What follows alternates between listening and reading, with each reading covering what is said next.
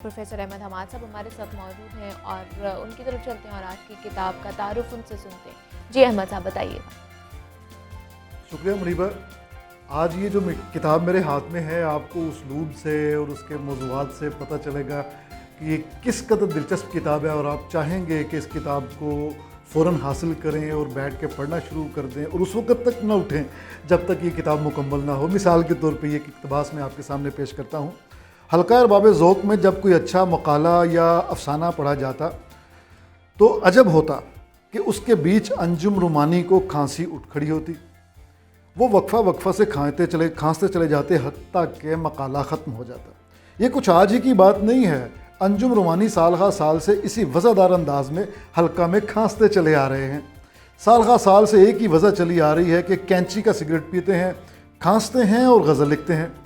ना सिगरेट का ब्रांड बदलता है, ना गज़ल का रंग बदलता है। ये भी नहीं कह सकते कि पुख्ता होता चला जा रहा है। उनकी गज़ल में जो पुख्तगी आज है वही 20 साल पहले भी थी। उस वक्त भी वो उस्ताद अंजुम रुमानी कहलाते थे। असल में वो उन शायरों में से हैं जो बालिग़ पैदा होते हैं। कच्चे पक्के रंग रहे होंगे उनके यहाँ तो नई नज़्म में रहे होंगे ना। गज़ल में तो वो अव्वल दिन से पक्के ही देखे गए हैं। नज़में भी अंजुम रुमानी ने बहुत लिखी हैं। अख्तर शिरानी से मुतासर होकर रुमानी नज़म लिखी और फ़ज़ल-उद-दीन अंजुम से अंजुम रुमानी बन गए। फ़ज़ल-उद-दीन अंजुम से अंजुम रुमानी बन गए। आज़ाद नज़म का शोर गुल सुना तो आज़ाद नज़म भी बहुत लिखी, मगर जब तबीयत में ठहराव आया रुमानी नज़म और नज़म आज़ाद दोनों को जवानी की आवारगी जानकर तर्क कर दिया। सीधी राह पर ये रुमानी वो रोमांटिक वाला है, अंजुम रुमानी नाम नहीं, यानी रुमानवी नज़म जो लिखते थे उसको भी तर्क कर दिया। सीधी राह पर आए और गज़ल कहने लगे, आखिर को यही उनका फ़न ठहरा। आपको तर्ज़ तहरीर से कुछ अंदाज़ा हो गया होगा कि ये और किसका हो सकता है सिवाय इंतज़ार हुसैन के। तो इंतज़ार हुसैन की खूबसूरत किताब मुलाकातें दरअसल, और ये संग मील ने शाया किया है। मुलाकातें दरअसल ख़ुद इंतज़ार साहब बताते हैं कि ये मेरे पेशे की पैदावार है। पेशे के एतबार से ये एक सहाफ़ी थे और रोज़नामा मशरिक़ उन दिनों निकलता था, उसके लिए इन्हें इंटरव्यू करना होते थे और कॉलम्स लिखना होते थे। तो इन्होंने क्या किया कि बहुत सारे अदीबों के इंटरव्यूज़ किए और फिर उनको कॉलम की शक्ल में, सवाल जवाब की शक्ल में नहीं, जो एक रूटीन का एक है ना ट्रेडिशनल तरीका कि सीन ऊपर लिखा जीम नीचे लिखा, ऐसा नहीं है, बल्कि ख़ुद ही से सवाल भी लिख के उसका जवाब लिख दिया। बाज़ औक़ात डायरेक्टली जवाब में ही बता दिया कि इस सवाल के जवाब में उन्होंने ये कहा था। तो वो बहुत ही दिलचस्प रहा। फिर तवालत भी नहीं हुई। छोटे ये मज़ामीन समझ लें, इंटरव्यू समझ लें, बस बुनियादी तौर पे मैं ये समझता हूँ कि ये खाके बन गए। तो एक फ़िल्म चलती है जिसमें मनाज़र बदलते चले जाते हैं, चेहरे बदलते चले जाते हैं और बहुत खूबसूरत अंदाज में हमारे सामने माजी के जो अजीम अदीब हैं और शायर हैं और दानिश्वर हैं और मौसीक़ार हैं और गुलूकार हैं वो मुतारफ़ होते चले जाते हैं। इसमें नज़ाकत अली, सलामत अली भी आपको मिलेंगे। इसके अलावा आपको ऐसे अच्छे फ़िक्रे मिलेंगे कि वो इंतज़ार साहब का ही तखस्सुस है।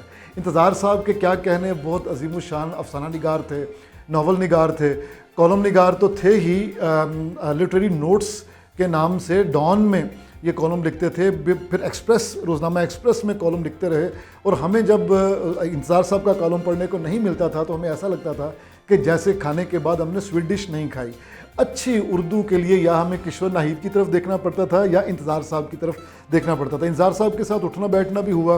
क्या ही शानदार आदमी थे, पुरानी तहज़ीब के चलता फिरता पुरानी तहज़ीब का नमूना थे।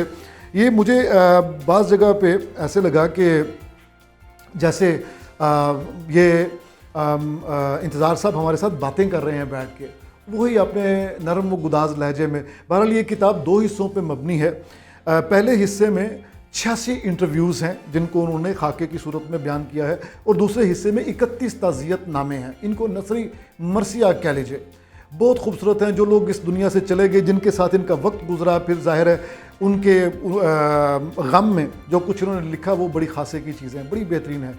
जो खाके बहुत ही अच्छे लगे वो मुझे, मैं समझता हूँ कि मुझे बिल्कुल उनका ज़िक्र करना चाहिए। मोहम्मद हसन अस्करी साहब अज़ीमुशान नक़ाद थे।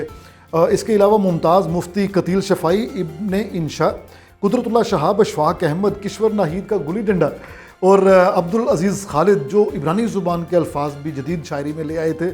मुनीर न्याज़ी का बहुत अच्छा बहुत अच्छा। इसके अलावा ज़ाहिद डार जिनको देखते थे और हम कहते थे कि पाकिस्तान में जब ये ज़िंदा थे तो उस वक्त इनसे ज़्यादा पढ़ा लिखा बंदा कोई नहीं था, ये ज़ाहिद साहब के बारे में कहा जाता है। इसी तरह डॉक्टर वज़ीर आगा जब ज़िंदा थे उनके बारे में भी यही कहा जाता था। मोहम्मद काजिम जो अरबी के मुतरजम बड़े आलीशान आदमी, तो बहुत ही खूबसूरत इसमें आपको जो तहरीरें मिलेंगी। सबसे बड़ी बात यह है कि इंतज़ार साहब की उर्दू सुबहान अल्लाह, ऐसा लगता है कि जैसे आपके सामने बैठे हैं एक बुज़ुर्ग और ख़ूबसूरती से आपके साथ गुफ्तगू करते चले जा रहे हैं। इसमें ज़रा कहीं कहीं प्रूफ की गलतियां हैं, ज़ाहिर है। एक दफ़ा क्या ज़िक्र है कि मुश्ताक़ अहमद यूसुफ़ी साहब की किताब पब्लिश होने के लिए मेरे पब्लिशर साहब के पास आई जो मेरी किताबों को पब्लिश किया करते थे, तो उन्होंने कहा कि हमाद भाई ये ज़रा पढ़ दीजिएगा और याद रखिएगा कि मुश्ताक़ अहमद यूसुफ़ी साहब एक ज़बर ज़ेर पेश नुक्ता इसके बारे में भी वो उस तरह हिसाब किताब रखते हैं जैसे मुंशी रेज़गारी का हिसाब रखता है। तो मैंने कहा कि क्यों ना रखें, उनका मज़ाह सारा ज़ुबान से निकलता है। इसी तरह इनका जो तहरीर की चाशनी है इंतज़ार साहब की, वो ज़ुबान से निकलती है। तो प्रूफ रीडिंग के बारे में संगे मील को बड़ा मोहतात होना चाहिए था, लेकिन इसमें ज़रा से गैर मोहतात हुए। बहरहाल आखिरी बात मैं ये ज़रूर करना चाहूँगा कि जैसे अच्छा सहाफ़ी बहुत मुख्तसर, मैंने लैरी किंग से ये सीखा कि मुख्तसर सवाल करें और लंबा जवाब हासिल करें और काम का सवाल करें ताकि आपको मतलूबा जवाब मिल सके। तो इंतज़ार साहब ने भी बिल्कुल वैसे ही किया, बड़े अच्छे तरीके से सवालात किए जो जवाबों से ज़ाहिर होते हैं। तो ये किताब आगे एक दफ़ा पढ़ना शुरू कर दें, मैं शुरू में कह चुका हूँ, तो फिर पढ़ते चले जाएँ। यकीन कीजिए दिल नहीं चाहता कि ये ख़त्म हो। ठीक है जी। प्रोफेसर अहमद हमाद साहब हमारे साथ मौजूद थे और आज की किताब के हवाले से उन्होंने हमें बताया है, तो आप भी ज़रूर पढ़िएगा और फिर हमें उसका फ़ीडबैक ज़रूर दीजिएगा।